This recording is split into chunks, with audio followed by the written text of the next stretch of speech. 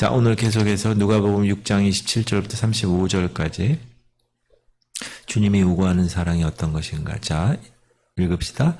그러나 너희 듣는 자에게 내가 이르노니 너희 원수를 사랑하며 너희를 미워하는 자를 선대하며 너희를 저주하는 자를 위하여 축복하며 너희를 모욕하는 자를 위하여 기도하라. 너희 이 뺨을 치는 자에게 저 뺨도 돌려대며 네 겉옷을 빼앗는 자에게 속옷도 거절하지 말라. 네게 구하는 자에게 주며 네 것을 가져가는 자에게 다시 달라 하지 말며 남에게 대접을 받고자 하는 대로 너희도 남을 대접하라.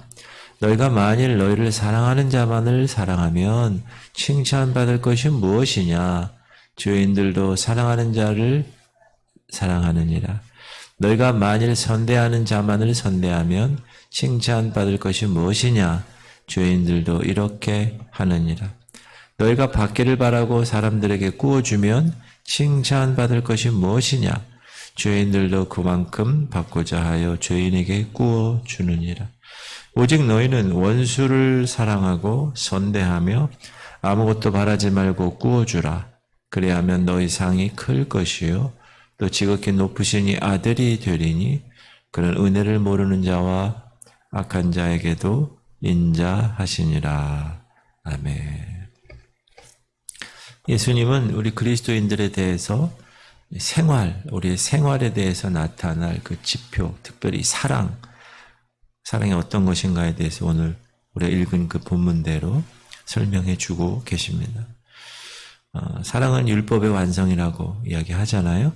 이 말씀을 통해서 우리의 사랑이 주님이 요구하시는 사랑과 지금 우리가 생각하는 사랑과 한번 비교를 해보면 얼마나 부족한 것인가, 얼마나 미미한 것인가를 바라볼 수 있어야 합니다. 그래서 그것을 깨달은 사람은 이제 베드로처럼 주여 저를 떠나소서 저는 죄인입니다. 이런 진실한 고백이 터져 나올 수 있을 것입니다. 오늘 예수님께서 우리에게 허락하신 사랑의 표준이 있는데 참 놀라운 말씀인데 우리 27절 28절 그러나 너희 듣는 자에게 내가 이르노니 너희 원수를 사랑하며 너희를 미워하는 자를 선대하며 너희를 저주하는 자를 위하여 축복하며 너희를 모욕하는 자를 위하여 기도하라. 이게 예수 그리스도께서 우리에게 허락하신 크리스찬의 사랑의 기준입니다. 그리고 그 다음 절에 우리가 읽은 것은 그러면 그렇게 하면 어떤 사랑의 열매를 맺느냐, 우리가 결실해야 할 열매들에 관해서도 이야기하는데 첫 번째 원수를 사랑하라. 이 말씀은 인간이 나타낼 수 있는 한계선을 훨씬 뛰어넘는 선언입니다. 사랑의 폭탄 선언입니다. 왜 그러냐 하면 그때까지 유대인들에게 있어서 그들의 생활에 적용해온 도덕률이 있잖아요. 그 율이 뭐냐? 네 이웃을 사랑하는 거예요. 그건 맞죠? 그러나 네 원수를 미워하는 거예요. 그들의 유대인의 삶의 패턴이, 그들의 도덕률은 이웃을 사랑하고 원수는 미워하고, 우리 지금 그렇잖아요. 우리가 일반적으로 생각할 때. 그런데 예수님은 이 유대인들에게 율법을 통하여 의를 얻을 수 있다고 생각하는 그 유대인들에게 기존에 있는 것들을 완전히 뒤집어 놓는 충격적인 발언을 하신 것입니다. 그러니까 듣는 유대인들은 그 누구에게도 들어보지 못한 말이에요. 어떻게 원수를 사랑하는가? 이야, 여기서 말씀하고 있는 원수는 미움의 대상, 증오의 대상을 이야기하죠.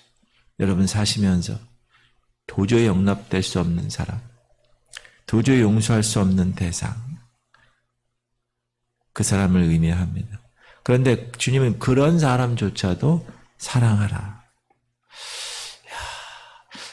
우리가 이런 생각하죠. 이거는 예수님이나 하실 수 있는 말씀이지. 맞습니다. 예수님만이 그렇게 하실 수 있죠. 왜냐하면 오직 하나님만이 그런 사랑을 우리에게 베푸셨기 때문에. 그렇죠? 하나님 우리에게 어떤 사랑을 베푸셨어요? 우리가 아직 죄인 되었을 때에 그리스도께서 우리를 위하여 죽으심으로 하나님께서 우리에 대한 자기의 사랑을 확증하셨느니라. 그러면 이제 우리가 그의 피로 말미암아 의롭다 하심을 받았으니 더욱 그로 말미암아 진노하심에서 구원을 받을 것이니 곧 우리가 원수 되었을 때 그의 아들의 죽으심으로 말미암아 하나님과 화목하게 되었은즉 화목하게 된 자로서는 더욱 그의 살아나심으로 말미암아 구원을 받을 것이니라. 이렇게 죄인 되었을 때 하나님의 사랑을 예수 그리스도 맏아들 그분을 십자가에서 죽게 하심으로 그분의 목숨값을 통하여 우리를 구원하신 그 사랑을 베푸셨기 때문에 예수님이 이렇게 말씀하실 수 있죠. 그리고 너희들이 진정한 예수 그리스도의 자녀고 제자라면 너희들도 그렇게 사랑해야 한다. 원수를 사랑하라. 두 번째는 미워하는 자를 선대하라. 너희를 미워하는 자를 선대하라. 미워하는 자, 증오의 대상, 몹시 싫어하는 상대, 원수와 같은 말일 수 있어요. 근데 그에게 선을 대해서 관계를 유지해라. 이것도 쉽지 않은, 그러나 주님이 명령하신 말이고, 저주하는 자를 축복하라.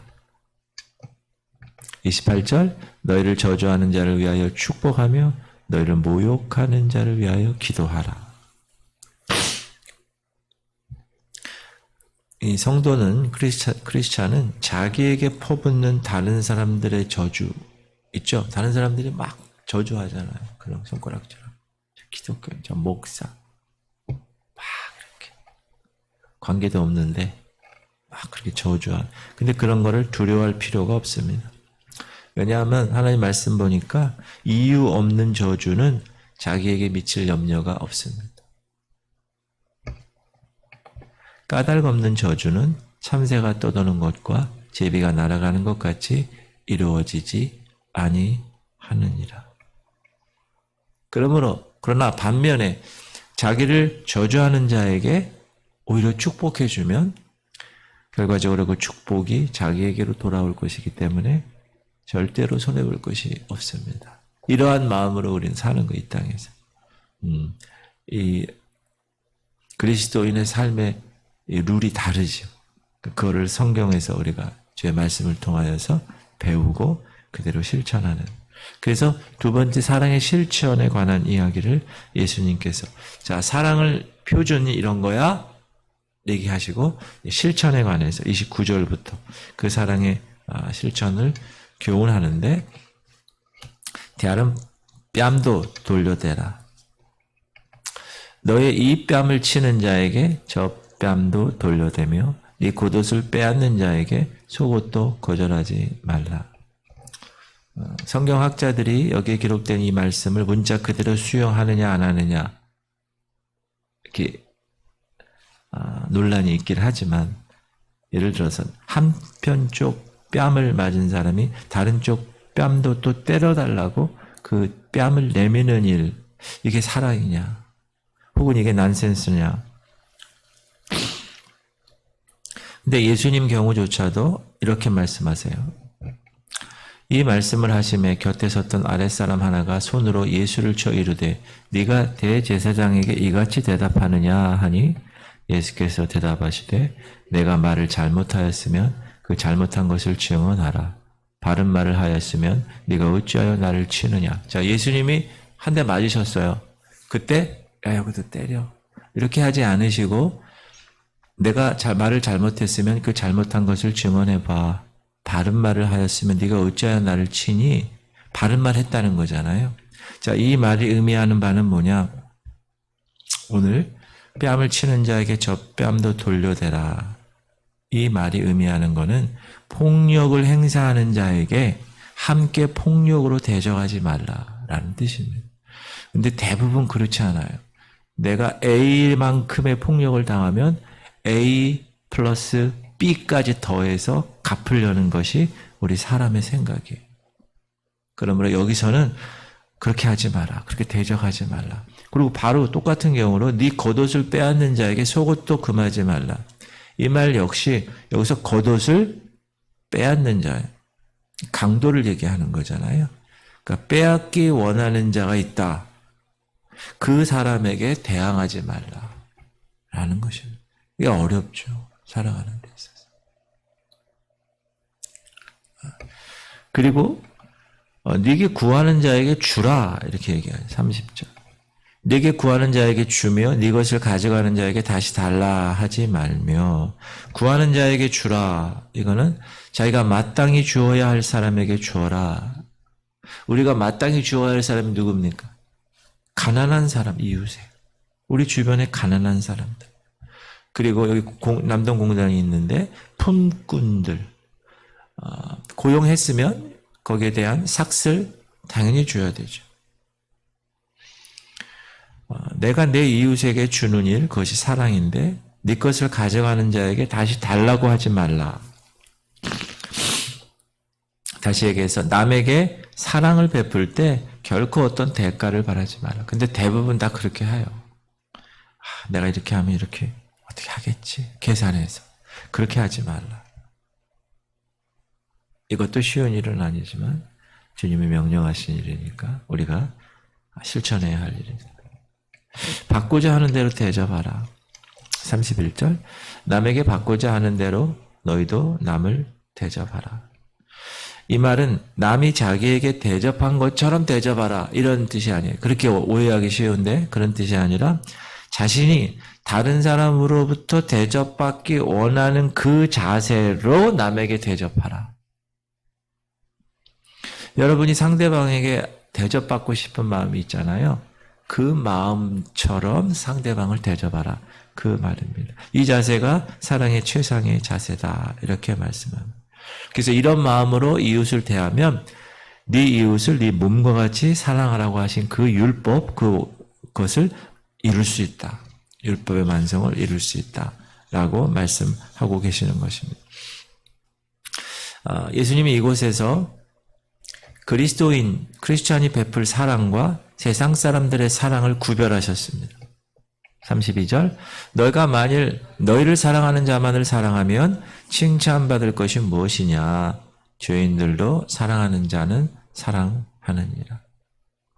세상 사람들도 이런 사랑은 가지고 있다. 우리가 소위 얘기하는 give and take. 그렇죠? 내가 받았으면, 내가 한 끼 얻어먹었으면 한 끼 대접해야 돼. 이게 세상 사람들의 원리. 똑같다. 너희가 받기를 바라고 사람들에게 구워주면 칭찬받을 것이 무엇이냐? 죄인들도 그만큼 받고자 하여 죄인에게 구워주느니라. 받기를 바라고 빌려주는 일이 뭐죠? 세상에서 고리대금업자들. 그렇죠? 똑같다는 거죠. 이 돈의 대여 관계를 말씀하시는 것이 아니라 남에게 어떤 보상이나 되돌림을 바라고 가난한 자에게 빌려주거나 도와주는 일 하지 말라. 특히 교회에서 돈 문제 가지고 문제가 생기는 경우가 종종 있어요. 그걸 제가 예전에 사역할 때 많이 경험을 했는데 그런 거 하지 마십시오. 만약에 하게 되면 그냥 안 받을 생각하고 그냥 주세요. 그게 속 편한 거예요. 안 그러면 관계를 하지 마세요. 돈 관계. 서로. 급전이 필요해. 한 10일 정도 필요한데 내가 열흘 있다 갚을게. 한 500만. 열흘 있다 갚을 경우가 거의 없어요. 거의 못 갚습니다. 제가 우리 성도들 가운데서도 지금 그것 때문에 많이 힘들어하는 분이 있어요.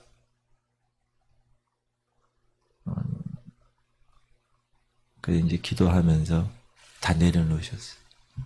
잘하셨다고. 제자 훈련하면서도 같이 나눴는데 그런 것들을 여러분들 아예 마음을 내려놓으셔야 돼요. 그래서 예수님이 이제 35절에 결론적으로 이렇게 얘기하시죠. 오직 너희는 원수를 사랑하고 선대하며 아무것도 바라지 말고 꾸어주라. 그리하면 너희 상이 클 것이요. 또 지극히 높으시니 아들이 되리니 그는 은혜를 모르는 자와 악한 자에게도 인자하시라. 두 가지. 너희 상이 크고 지극히 높으시니 뭐죠? 하나님의 아들. 여러분 예수님은 누구죠? 하나님의 아들이죠. 여러분이 예수님급이 되는 거예요. 이런 놀라운 우리가 이렇게 말씀대로 실천하면 예수님급이 되는 거예요. 지극히 높으신 이의 아들이 된다. 사실 오늘 본문처럼 사는 것은 대단히 어려운 일이지만 그럼에도 불구하고 예수님이 우리에게 말씀하신 이유는 가능하기 때문에. 예수님이 불가능한 걸 얘기하실까요? 아니에요.